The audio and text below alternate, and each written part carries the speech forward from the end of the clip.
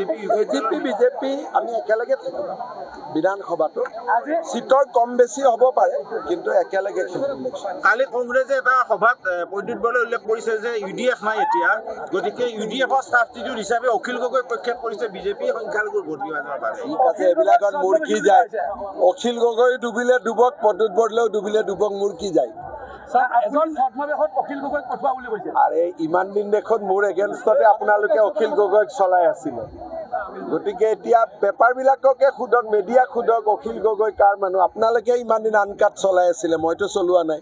এজন প্ৰকৃত ভাৰতীয় ছাৰ পাকিস্তানলৈ যোৱাটো অপৰাধ হয়নে নহয়? বহুত ডাঙৰ অপৰাধ, আৰু তেওঁ অকল পাকিস্তানে যোৱা নাই, পাকিস্তানৰ সেনা বাহিনীৰ ব্যক্তি এজনকো লগ কৰিছে। এইটো আপোনালোকে একশ্যন কেনেধৰণৰ? বহুত ডাঙৰ একশ্যন। ভূপেন বৰাই কৈছে এইটো আপোনাৰ ছেপ্টেম্বৰলৈকে কিয় এড কৰিছে? কাৰণ মোক কাগজবিলাকতো আহিব লাগিব না, পাকিস্তানৰ পৰা আহিব লাগিব, পাকিস্তানৰ পৰা আহিব লাগিব, ইংলেণ্ডৰ পৰা আহিব লাগিব।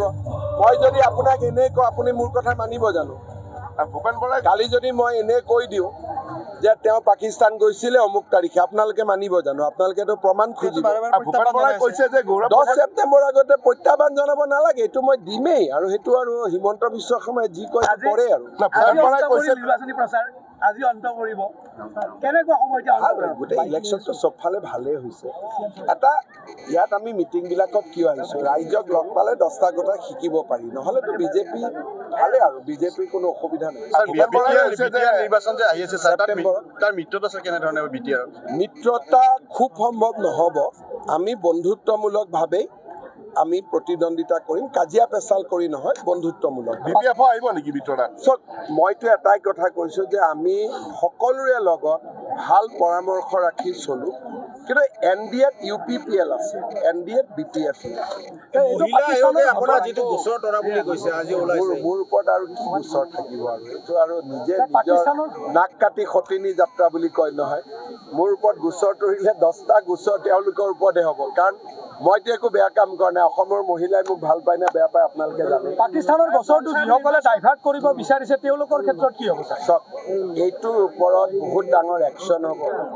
যদি আমিনুল ইছলামক আমি জেলত থ'ব পাৰোঁ, ইটো খালি পাকিস্তান ভাল বুলিহে কৈছিল, যোনে পাকিস্তান গৈ আহিলে তাৰ ওপৰত আৰু কিমান ডাঙৰ একশ্যন হ'ব?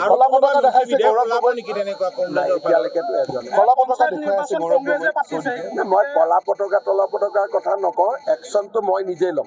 কংগ্ৰেছে পঞ্চায়ত নিৰ্বাচন প্ৰথমে পাতিছিল কাৰণে কংগ্ৰেছক ভোট দিব লাগে বুলি কৈছে কালি প্ৰদ্যুৎ বৰদলৈ। এইটো প্ৰথমেতো ভাৰতখন স্বাধীনো কংগ্ৰেছে কৰিছিল, কিন্তু তেতিয়া গান্ধী আছিলে, তেতিয়াতো লুঙি নাছিলে।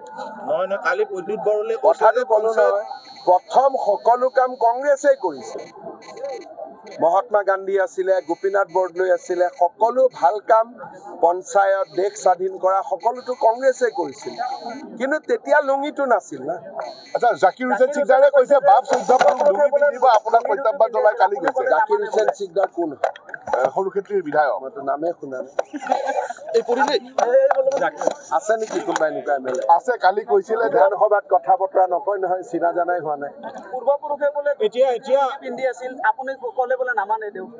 মানুহজন কোন? জাকিৰ হুছেইন চিকদাৰ। লৈ আহিব, তেতিয়া কথা পাতি ল'ম। এতিয়া আপোনাৰ ৰকিবুল হুছেইনে কৈছে যে চামগুৰিত অন্যায়ভাৱে বিজেপিয়ে জিকিছিলে, এতিয়া তেওঁলোকক পুনৰ আদৰি লৈছে। আৰু জিকিলছিলতো, জিকাটোতো হৈ গ'ল, গতিকে পিছৰ কথাটো 26ত দেখা যাব। নিৰ্দলীয় প্ৰাৰ্থী ক'ৰবাত আমাৰে দুই এজনে পিছফালে থাকি অলপ আগবঢ়াই দিছে, ঠিক হৈ যাব। আপুনি কৈছে ছাৰ পাকিস্তান নহয়, কোনে টিকট পাব কোনে টিকট নাপায়, দুই এজন আমাৰ মানুহে কৰি দিছে, ঠিক হৈ যাব। ছাৰ আপুনি কৈছে যিসকল পাকিস্তানত আছে তেওঁলোকক মোদীয়ে শাস্তি দিব, ইয়াৰ সকল অসমত থকাখিনিক আমি দিম।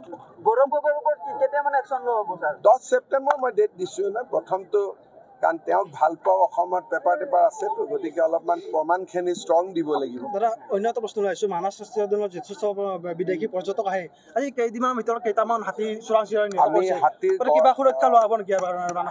এই যি 3টা হাতীক মাৰিছিলে, খৰ্গকেইটাও আমি উদ্ধাৰ কৰিছোঁ, দাঁতকেইটা, আৰু যিকেইজনে মাৰিছে তেওঁলোককো আমি এৰেষ্ট কৰিছোঁ।